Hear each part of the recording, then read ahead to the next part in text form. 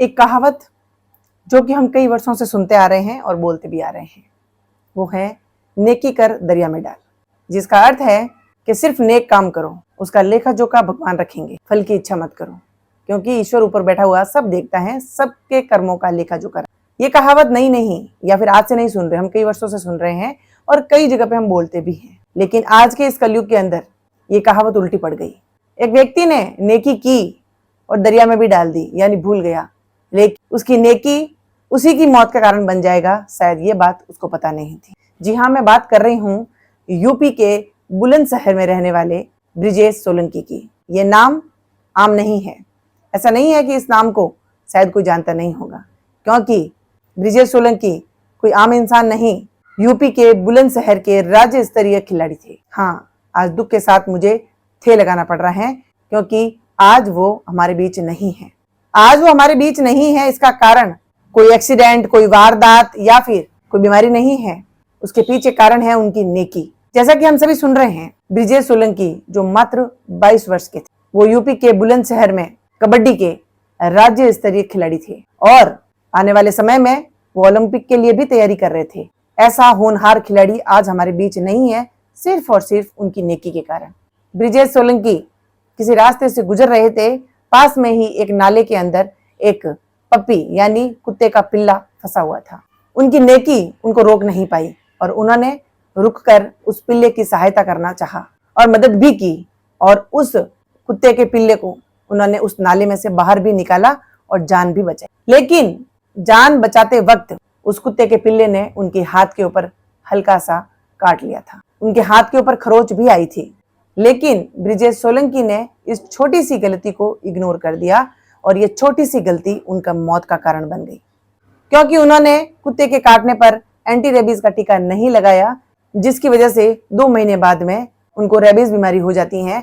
और हम जैसे कि हम सभी जानते हैं कि ये बीमारी सीधा ब्रेन पे असर करती है और उनकी 2 महीने बाद में 28 मई को मौत हो जाती है। ये नेकी आज न्यूज में बदल गई है और ये न्यूज कल गुमनाम भी हो जाएगी।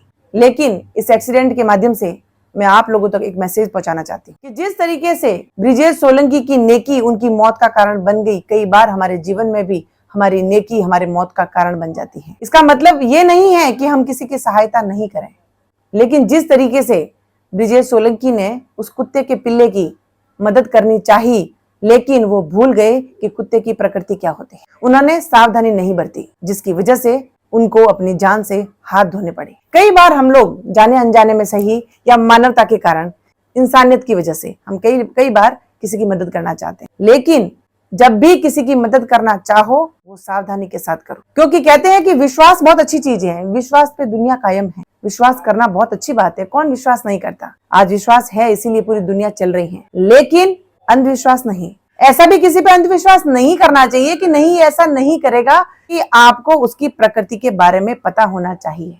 यहाँ पे बात सिर्फ जानवर की थी, कुत्ते के पिल्ले की थी, उसकी प्रकृति है काटना। उसी तरह से इस समाज के अंदर कुछ लोगों की प्रकृति होती है धोखा देना, फरेब करना। उनको कितनी आप इज्जत दे दीजिए, कितना ही मान सम्मान दे दीजिए, कितना ही प्यार दे दिए, क्योंकि उनकी प्रकृति धोखा देना है, फरेब करना है, वो करेंगे।